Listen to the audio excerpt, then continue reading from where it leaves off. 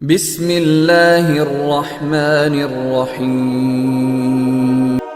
ایک دفعہ حضرت علی رضی اللہ تعالی عنہ کی مجلس میں ایک ضعیف البدن آدمی آ گھسا، جس کی آنکھیں اندر کو دسی ہوئی تھی اور پیشانی ابری ہوئی تھی، اور فکر و حاجت اور افلاس و بھوک کے آثار ظاہر ہو رہے تھے، اور جو کپڑے اس نے پہن رکھے تھے ان میں بے شمار پیوند لگے ہوئے تھے۔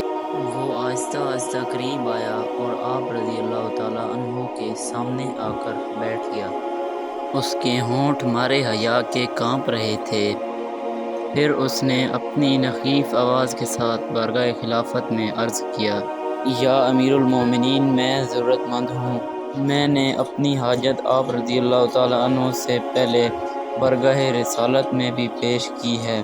اگر آپ میری حاجت پوری کر دیں تو میں اللہ تعالیٰ کی تعریف اور آپ رضی اللہ تعالیٰ عنہ کا شکریہ ادا کروں گا۔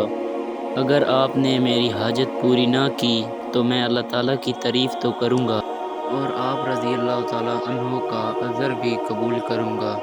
حضرت علی رضی اللہ تعالیٰ عنہ نے فرمایا، یہ بات زمین پر لکھو، کیونکہ میں یہ پسند نہیں کرتا کہ میں تمہارے چہرے پر رسول اللہ صلی اللہ علیہ وآلہ وسلم کی ذلت دیکھوں۔ اس آدمی نے زمین پر لکھ دیا کہ میں حاجت مند ہوں۔ حضرت علی رضی اللہ تعالیٰ عنہ نے فرمایا، ایک جوڑا کپڑوں کا لایا جائے۔ پھر جوڑا کپڑوں کا لایا گیا اور آپ رضی اللہ تعالیٰ عنہ نے کپڑوں کا جوڑا اس آدمی کو پہنایا۔